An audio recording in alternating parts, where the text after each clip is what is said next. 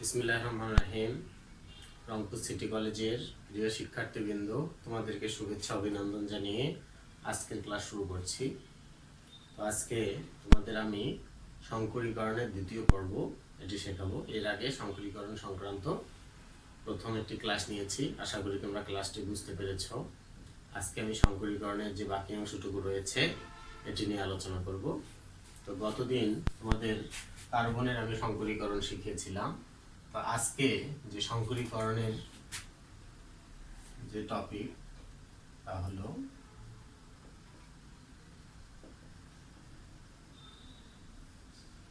Nitrogen পরমাণুর পারমাণবিক সংখ্যা 7, এর ইলেকট্রন বিন্যাস 1s2 2s2 2px1 2py1 2pz1। শিক্ষার্থীরা তোমরা দেখতে পাচ্ছ যে এর যোজ্যতা স্তর এটি।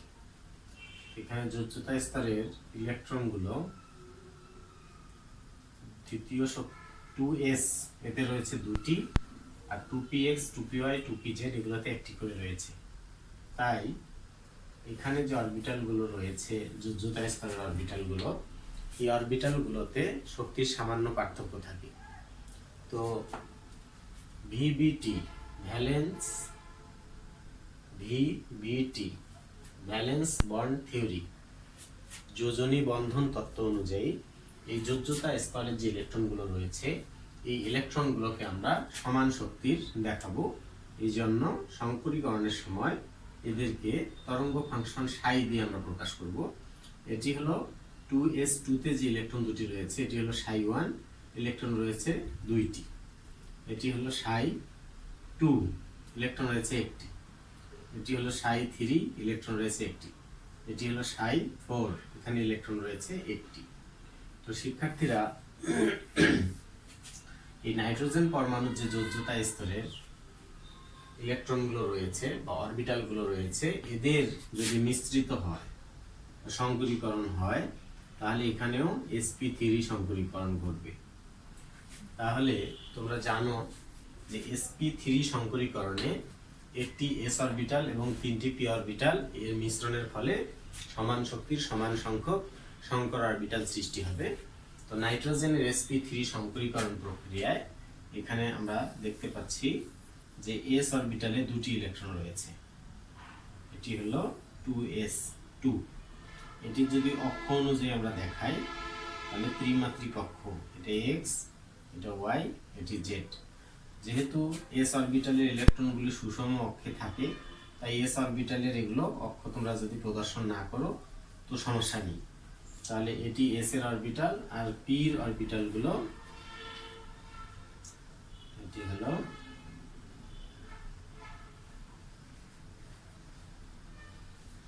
এটিতে আমরা দেখতে পাচ্ছি যে p তে বিজোড় ইলেকট্রন রয়েছে px py pz।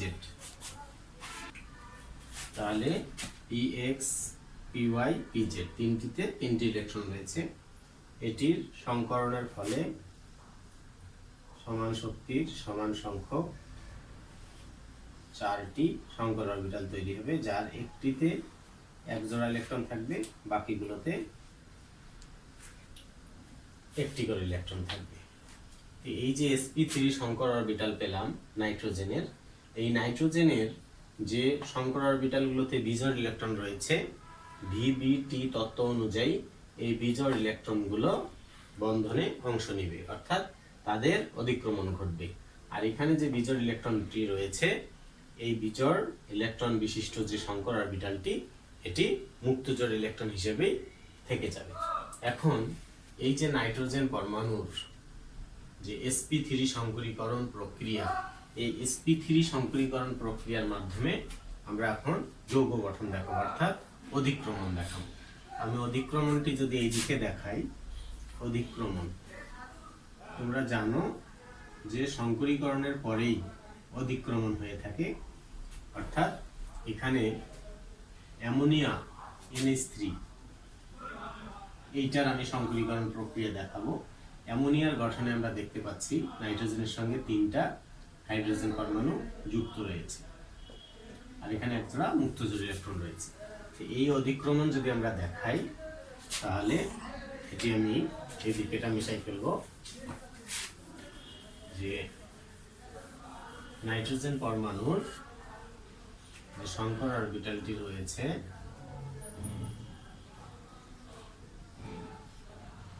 এই সংকর অরবিটালের সাথে হাইড্রোজেন পরমাণুগুলো এদের সাথে মুখোমুখি অধিক্রমণের ফলে সিগমা বন্ধন তৈরি করবে। তাহলে এক্ষেত্রে দুইটা করে ইলেকট্রন বা ইলেকট্রন ঘনত্ব সবচেয়ে বেশি হবে, আর হলো এটির ফলে নাইট্রোজেন পরমাণু থেকে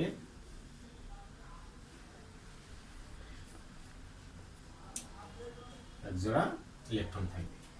এইখানে যে বন্ধন কোণ, সেই sp3 তে বন্ধন কোণ 109.5 ডিগ্রি হওয়ার কথা, কিন্তু যেহেতু এই সংকর অরবিটালের ক্ষেত্রে sp3 সংকরীকরণে এক জোড়া মুক্ত জোড় ইলেকট্রন এবং 3 জোড়া বন্ধন জোড় ইলেকট্রন রয়েছে, তাই এর ক্ষেত্রে বন্ধন কোণ হবে 107 ডিগ্রি। অর্থাৎ ভ্যাসপার তত্ত্ব অনুযায়ী, ভ্যাসপার তত্ত্ব হলো VSE VSEPR, VSPER VSEPR, valence shell electron pair resonance, এটি হলো ভ্যাসপার তত্ত্ব। এই ভ্যাসপার তত্ত্ব অনুযায়ী মুক্ত জোড় ইলেকট্রন, বন্ধন জোড় ইলেকট্রন এবং বন্ধন জোড় ইলেকট্রনকে বিকর্ষণ করে। তো এই ভ্যাসপার তত্ত্ব অনুযায়ী এদের মধ্যে মুক্ত জোড় এবং বন্ধন জোড় এই ইলেকট্রনের মধ্যে বিকর্ষণ বল কাজ করে। তো সবচেয়ে বিকর্ষণ বল বেশি হয় মুক্ত জোড়ের মধ্যে, তারপর মুক্ত জোড় বন্ধন জোড়, সবচেয়ে বিকর্ষণ বল কম হলো বন্ধন জোড়ের মধ্যে। তো এটিকে যদি আমরা দেখাতে চাই ভ্যাসপার তত্ত্বটা, আমি একটু পরে ভ্যাসপার তত্ত্ব নিয়ে আরো কথা বলছি। এর ফলে এই অ্যামোনিয়ার অণু গঠিত হয় এবং অ্যামোনিয়ার অণুর গঠন আকৃতি পিরামিড আকৃতির। তোমরা সকলেই জানো যে এর আকৃতি হলো পিরামিডাল এবং এর বন্ধন কোণ হলো 107 ডিগ্রি। তাহলে ভ্যাসপার তত্ত্ব আমরা যদি বলি তাহলে এলপি এটা দিয়ে বোঝানো হয় লোন পেয়ার, বিপি এটা দিয়ে বোঝানো হয় বন্ড পেয়ার ইলেকট্রন। তাহলে শিক্ষার্থীরা সবচেয়ে এলপি বিকর্ষণ এর মান বেশি, তারপর হলো এলপি বিপি অর্থাৎ লোন পেয়ার বন্ড পেয়ার, সবচেয়ে বিপি অর্থাৎ বন্ড পেয়ার বিকর্ষণ বল সবচেয়ে কম হয়ে থাকে। এটাই হলো ভ্যাসপার তত্ত্ব, যে মুক্ত জোড় কোনো সমযোজী অণুতে মুক্ত জোড় ইলেকট্রন এবং বন্ধন জোড় ইলেকট্রন এদের মধ্যে যে বিকর্ষণ, এই বিকর্ষণ ভ্যাসপার তত্ত্ব অনুযায়ী ব্যাখ্যা করা যায়। আমরা এই ক্ষেত্রে দেখতে পাচ্ছি অ্যামোনিয়া অণুর গঠনে সংকর অরবিটালে, নাইট্রোজেন সংকর অরবিটালে এক জোড়া মুক্ত জোড় ইলেকট্রন রয়েছে আর 3 জোড়া বন্ধন জোড় ইলেকট্রন রয়েছে। এই মুক্ত জোড় যে ইলেকট্রনটি রয়েছে, এই মুক্ত জোড় ইলেকট্রনগুলো কি করে, বন্ধন জোড় ইলেকট্রনগুলোকে বিকর্ষণ করে। ফলে বন্ধন জোড় যে ইলেকট্রনগুলো রয়েছে নাইট্রোজেন হাইড্রোজেন, এগুলো মুক্ত জোড় ইলেকট্রন থেকে সর্বোচ্চ দূরে থাকার চেষ্টা করে। আবার বন্ধন জোড় ইলেকট্রনগুলোকে আবার পরস্পর বিকর্ষণ করে, তারাও তাদের সর্বোচ্চ বিকর্ষণ এড়িয়ে একটি নির্দিষ্ট দূরত্বে অবস্থান করে, ফলে এদের মধ্যে বন্ধন কোণ 107 ডিগ্রি হয়ে থাকে। তো এটি হলো নাইট্রোজেন পরমাণুর সংকরণ প্রক্রিয়া। নাইট্রোজেনের সংকরণ প্রক্রিয়ার মাধ্যমে যে যৌগ গঠন অ্যামোনিয়া, সেটি আমি দেখালাম। এটার অনুরূপ হতে পারে NCl3, NF3, এগুলো তোমাদের পাঠ্যপুস্তকে রয়েছে, এগুলো তোমরা দেখে নেবে। NCl3 এর ক্ষেত্রে যে বন্ধন কোণ রয়েছে তা NH3 এর বন্ধন কোণ অপেক্ষা একটু কম বেশি হবে, আবার NF3 এর ক্ষেত্রেও বন্ধন কোণ একটু কম বেশি হবে। তো এই যে বন্ধন কোণের যে মানগুলো, এগুলো তোমাদেরকে অবশ্যই মুখস্থ রাখতে হবে। এখন আমি দেখাবো যে অক্সিজেন পরমাণুর বন্ধন প্রক্রিয়া। অক্সিজেন এর পারমাণবিক সংখ্যা 8, এর ইলেকট্রন বিন্যাস 1s2, 2s2, 2px2, 2py1, 2pz1। শিক্ষার্থীরা, এটি হলো অক্সিজেনের যোজ্যতা স্তর। পূর্বেরটির ন্যায় একেও আমরা সাই দিয়ে প্রকাশ করব। সাই 1 2, সাই 2 2, সাই 3 1, সাই 4 1। এর পূর্বেই বলেছি যে সাই এটি হলো তরঙ্গ ফাংশন।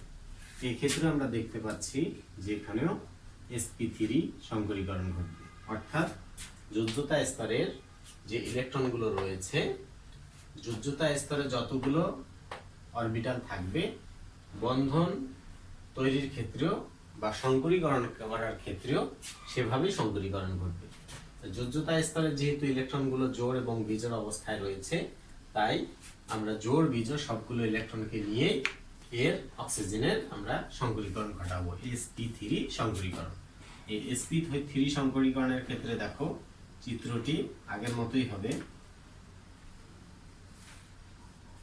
যেহেতু sp3 সংকরীকরণ।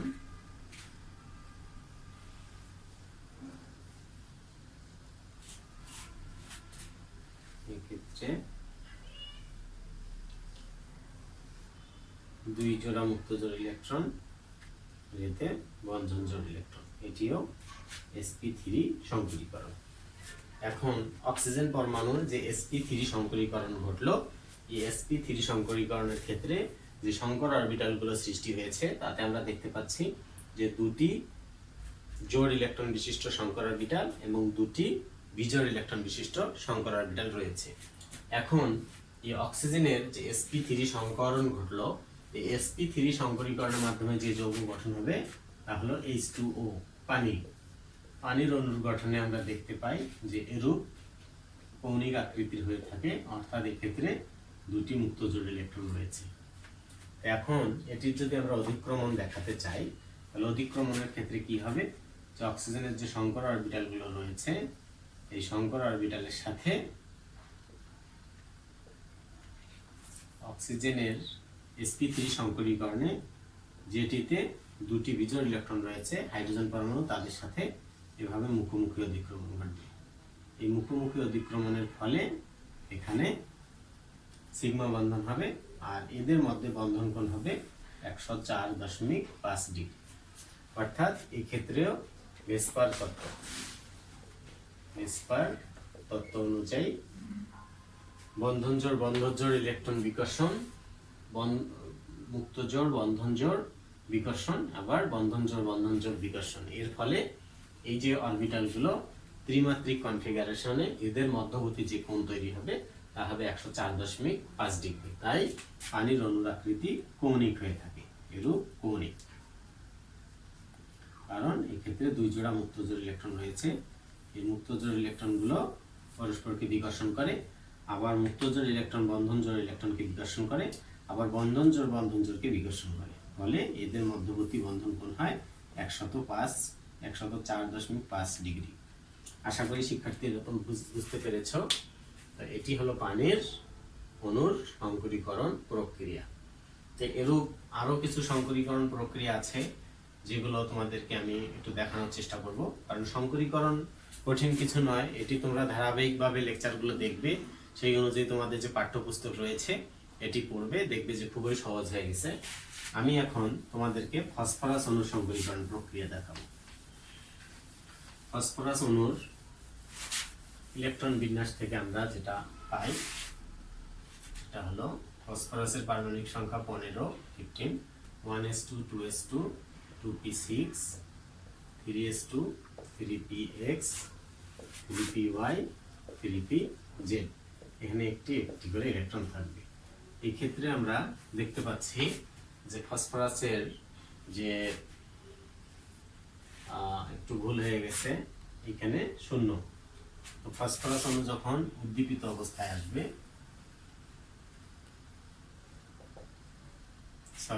ফসফরাসের 15, এখানে 10 12 আর 3 15 ঠিকই ছিল এটি।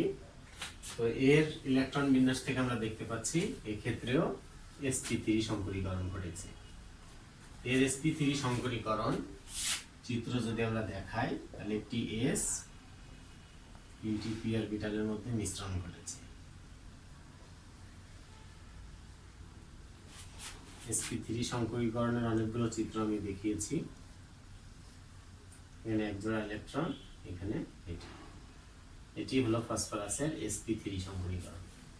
এই sp3 সংকরীকরণের মাধ্যমে ফসফরাস অণু যে যৌগটি গঠন করে তা হলো PCl3। আমি PCl3 এটির সংকরীকরণ প্রক্রিয়া দেখাবো। তোমরা এখানে দেখতে পাচ্ছ যে ফসফরাসের সঙ্গে ক্লোরিন যুক্ত রয়েছে, অর্থাৎ ক্লোরিন গুলো এভাবে যুক্ত থাকবে, এভাবে যুক্ত থাকবে। তাহলে ক্লোরিন, এখানে যেহেতু ক্লোরিন যুক্ত রয়েছে, তো ক্লোরিনের ইলেকট্রন বিন্যাস 1s2 2s2 2p6 3s2 3px2 3py2 3pz1। তোমরা দেখতে পাচ্ছ ক্লোরিন অণুর যোজ্যতা স্তরের 3pz এ একটি বিজোড় ইলেকট্রন রয়েছে। এই বিজোড় ইলেকট্রনটি ফসফরাসের যে সংকর অরবিটাল রয়েছে, এই সংকর অরবিটালের যেগুলোতে বিজোড় ইলেকট্রন রয়েছে সেই বিজোড় ইলেকট্রনগুলোর সাথে অধিক্রমণে অংশ নেবে। অর্থাৎ এই অধিক্রমণটা যদি আমি এখানে দেখাই, যে অধিক্রমণ, তাহলে এখানে ফসফরাসের একটু বড় করে দেখাতে পারি, মুক্তজোড় ইলেকট্রন, এগুলোতে মুক্তজোড়, আর এখানে এগুলোতে বিজোড়, এটিতে জোড় রয়েছে। তোমরা জানো ক্লোরিন পরমাণুর যে ইলেকট্রনটি, এটি 2pz। তোমরা জানো পি অরবিটালের আকৃতি ডাম্বেলের ন্যায়, তাই এগুলোর সাথে pz এর pz অরবিটালের মুখোমুখি অধিক্রমণ ঘটবে। মুখোমুখি অধিক্রমণের ফলে সিগমা বন্ধন গঠিত হবে। এটি হলো PCl3 অণুর গঠন। তাহলে এই ক্ষেত্রে যে বন্ধন কোণ রয়েছে, তোমরা জানো নাইট্রোজেনের বন্ধন কোণ হয়েছিল 107 ডিগ্রি। তো এই ক্ষেত্রে PCl3 এটার বন্ধন কোণ 107 ডিগ্রি হবে না, তা অপেক্ষা বেশি হবে। এটার বন্ধন কোণ হবে 102 ডিগ্রি। আশা করি শিক্ষার্থীরা তোমরা ফসফরাস ট্রাইক্লোরাইডের যে সংকরীকরণ প্রক্রিয়া এবং অধিক্রমণ প্রক্রিয়া বুঝতে পেরেছো। ফসফরাসের আরেকটি রয়েছে PCl5। PCl5 সংকরীকরণ, এটি আমি দেখাবো। তোমরা দেখতে পাচ্ছ PCl5 এর গঠনের ক্ষেত্রে ফসফরাসের সাথে 5টি ক্লোরিন পরমাণু যুক্ত রয়েছে। তাই এক্ষেত্রে কি করতে হবে, যে ফসফরাসের ইলেকট্রন বিন্যাস যেটি রয়েছে এটিকে আরো উদ্দীপিত করতে হবে। এটিকে যদি উদ্দীপিত করি, তাহলে ফসফরাসের তৃতীয় শক্তি স্তরে 3dz এটি রয়েছে, 3dz²। তো এর যে s এ যে ইলেকট্রনটি রয়েছে 3s এ, এটি উদ্দীপিত অবস্থায় এখান থেকে একটি ইলেকট্রন এই জায়গায় যাবে, এখানে একটি হবে। তাহলে এখন তোমরা দেখতে পাচ্ছ যে ফসফরাসের উদ্দীপিত অবস্থায় যে ঘটে sp3d সংকরীকরণ ঘটবে। এখন sp3d সংকরীকরণের চিত্র এটা আমি দেখাবো। এখানে আগে s আর p এর অধিক্রমণ ঘটতো, এই ক্ষেত্রে যেহেতু sp3d হলো, অর্থাৎ এখানে নতুন একটি 3dz² যুক্ত হলো। তোমরা জানো 3dz এর চিত্র এরকম। এই তিনটির মিশ্রণের ফলে যে sp3d সংকর অরবিটাল তৈরি হবে, তার চিত্র এরকম। এখানে সংকর অরবিটাল থাকবে 5টি। এটি হলো sp3d, প্রত্যেকটিতে একটি করে বিজোড় ইলেকট্রন অবস্থান করবে। তো এটি হলো ফসফরাস অণুর sp3d সংকর অরবিটাল। তো সংকর অরবিটালে দেখো, যেহেতু 5টি অরবিটাল সংকরীকরণে অংশ নিয়েছে, এখানেও সংকর অরবিটাল 5টি রয়েছে। এই 5টি সংকর অরবিটাল এখন ক্লোরিনের যে 3pz অসংকর অরবিটালে যে বিজোড় ইলেকট্রনটি রয়েছে তার সাথে এগুলোর অধিক্রমণ ঘটবে। এই অধিক্রমণটি আমি দেখাবো, যে 5টি ক্লোরিন পরমাণু ফসফরাসের কিভাবে সংকর অরবিটালগুলোর সাথে অধিক্রমণে অংশ নেয়। প্রথমে চিত্রটাকে আমরা সুন্দর করে আট করে নেব। সংকর অরবিটালের চিত্রগুলো, প্রত্যেকটিতে একটি করে ইলেকট্রন রয়েছে, প্রত্যেকটার সাথে ক্লোরিন পরমাণুর মুখোমুখি অধিক্রমণ।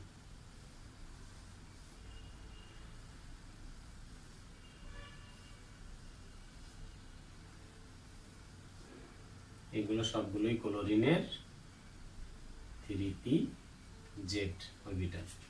এদের মুখোমুখি অধিক্রমণ, এর ফলে PCl5 গঠিত হয়।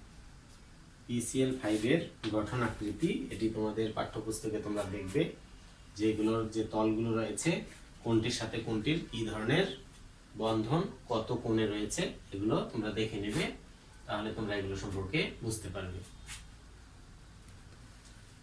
তো শিক্ষার্থীরা, আমি তোমাদের মোটামুটি সংকরীকরণ সম্পর্কে ধারণা দিলাম। সংকরীকরণের আরো অনেকগুলো এক্সাম্পল রয়েছে যেগুলো পরীক্ষায় আসতে পারে, যেমন হলো BeCl2, beryllium chloride, boron chloride, boron chloride, এগুলোর পরীক্ষায় এসে থাকে। তারপর আরেকটি জিনিস বারবার পরীক্ষায় এর আগে এসেছিল, আবার আসতে পারে, বেনজিন C6H6, এটির সংকরীকরণ প্রক্রিয়া। তারপর কার্বন ডাই অক্সাইড অণুর সংকরীকরণ প্রক্রিয়া। তারপর আছে xenon, xenon difluoride, xenon টেট্রাফ্লোরাইড, xenon hexafluoride. এই সংকরীকরণগুলো তোমরা বই দেখে করার চেষ্টা করবা। আমি বেনজিনের যে সংকরীকরণ প্রক্রিয়া এটির একটু তোমাদের হিন্টস দিই, এটার আলোকে তোমরা সংকরীকরণটা করার চেষ্টা করবা।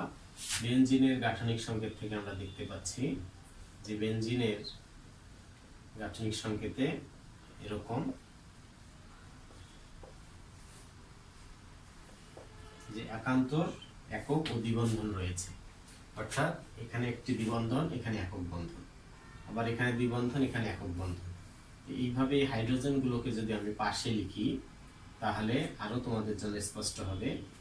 এই হাইড্রোজেনগুলো প্রত্যেকটা কার্বনের সাথে একটা করে এরকম হাইড্রোজেন যুক্ত আছে। এই হাইড্রোজেনগুলো প্রত্যেকটা সিগমা বন্ধনে যুক্ত, অর্থাৎ এক্ষেত্রে দেখতে পাচ্ছি যে প্রত্যেকটি কার্বনের সাথে একটি করে পাই বন্ধন আর 3টি করে সিগমা বন্ধন রয়েছে। এদিকেও দেখো তাই, প্রত্যেকটা কার্বনের সাথে একটি করে পাই বন্ধন এবং 3টি করে সিগমা বন্ধন, অর্থাৎ বেনজিনের গঠনে যে কার্বন পরমাণুগুলো রয়েছে এদের মধ্যে sp2 সংকরণ ঘটেছে। sp2 সংকরণের ক্ষেত্রে দেখা যাবে যে 3টি সংকর অরবিটাল সৃষ্টি হবে, যাতে একটি করে বা বিজোড় সংখ্যক ইলেকট্রন থাকবে এবং প্রত্যেকটির একটি করে অসংকরিত পাই ইলেকট্রন থাকবে। এই অসংকরিত যে অরবিটালটি রয়েছে, অসংকর অরবিটাল, এটি পাশাপাশি অধিক্রমণের ফলে পাই বন্ধন গঠন করবে। তো তোমরা জানো যে sp2 সংকরণে এরকম 3টি সংকর অরবিটাল পাওয়া যাবে আর একটি অসংকর অরবিটাল থাকবে এরকম। তো আমি শুধু বন্ধন গঠন প্রক্রিয়াটা দেখাবো যে বেনজিনের অণুর গঠনে যে প্রত্যেকটি কার্বন পরমাণু এভাবে এরকম সংকর অরবিটাল তৈরি করবে। এর অধিক্রমণ প্রক্রিয়াটা এরকম হবে, তোমরা একটু শুধু খেয়াল করো আর বাসায় এভাবে প্র্যাকটিস করবা। এই চিত্রটা একটু কমপ্লেক্স, এই জন্য আমি চিত্রটা তোমাদেরকে দেখাই দিচ্ছি।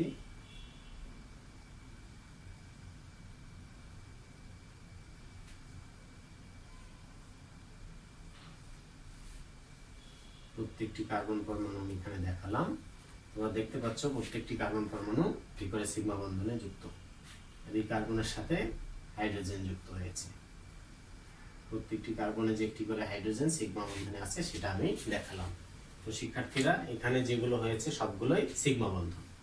এখন সিগমা বন্ধন গঠনের পর বেনজিন অণুটি এরকম একটি গঠন কাঠামো দেখায়। এটি প্রত্যেকটার সঙ্গে হাইড্রোজেন রয়েছে, যেহেতু আগেই আমি সিগমা বন্ধন দেখিয়েছি তাই হাইড্রোজেনটি আমি লিখে ফেললাম। এখন প্রত্যেকটি কার্বন পরমাণুর ভাবে অসংকর অরবিটাল যেটি রয়েছে, এই পাই বন্ধনটা আমি এখন দেখাবো।